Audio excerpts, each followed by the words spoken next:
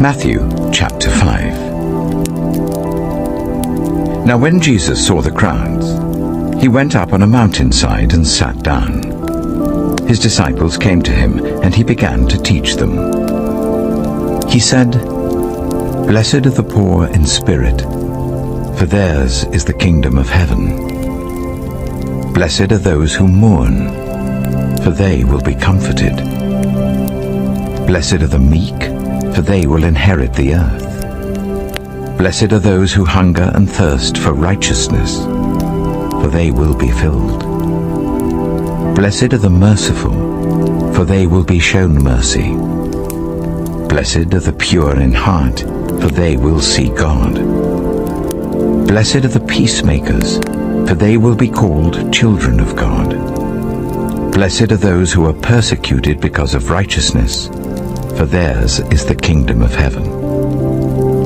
Blessed are you when people insult you, persecute you, and falsely say all kinds of evil against you because of me.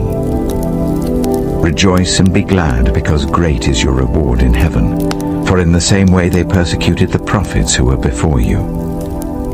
You are the salt of the earth. But if the salt loses its saltiness, how can it be made salty again? It is no longer good for anything except to be thrown out and trampled underfoot. You are the light of the world. A town built on a hill cannot be hidden. Neither do people light a lamp and put it under a bowl. Instead, they put it on its stand, and it gives light to everyone in the house. In the same way, let your light shine before others, that they may see your good deeds and glorify your Father in heaven.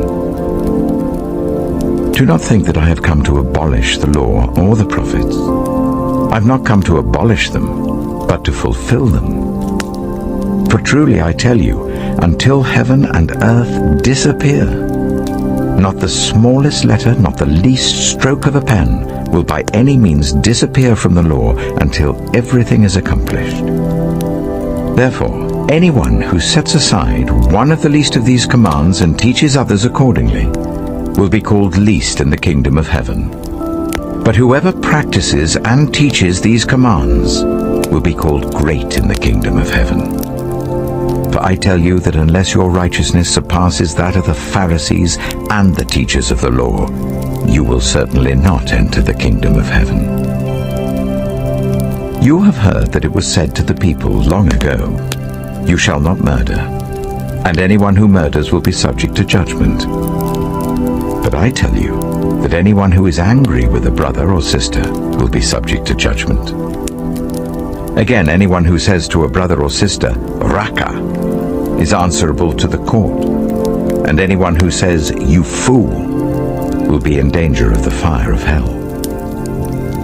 Therefore, if you are offering your gift at the altar and there remember that your brother or sister has something against you, leave your gift there in front of the altar.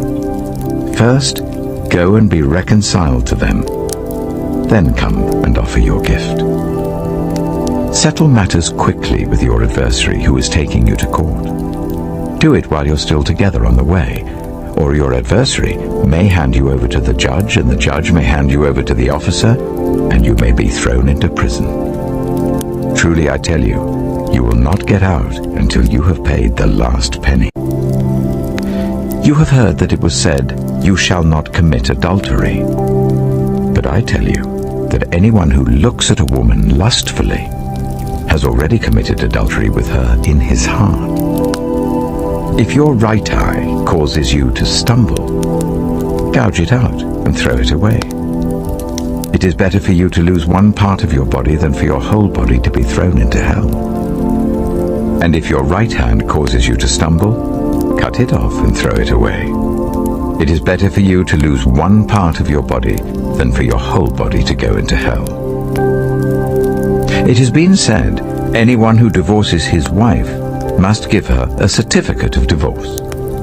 But I tell you that anyone who divorces his wife except for sexual immorality makes her the victim of adultery, and anyone who marries a divorced woman commits adultery. Again, You have heard that it was said to the people long ago, "Do not break your oath, but fulfill to the Lord the oaths you have made."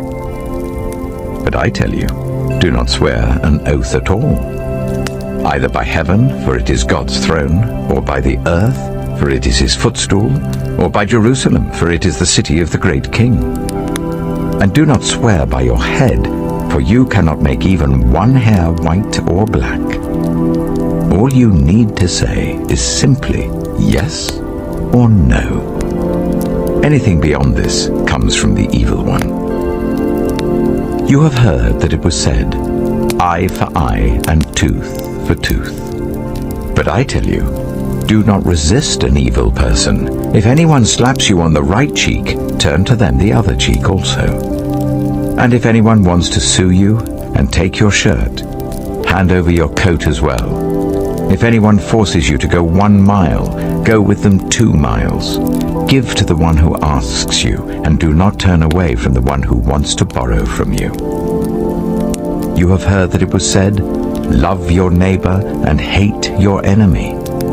But I tell you, love your enemies and pray for those who persecute you, that you may be children of your Father in heaven. He causes his sun to rise on the evil and the good, and sends rain on the righteous and the unrighteous. If you love those who love you, what reward will you get? Are not even the tax collectors doing that? And if you greet only your own people, what are you doing more than others? Do not even pagans do that? Be perfect, therefore, as your heavenly Father is perfect.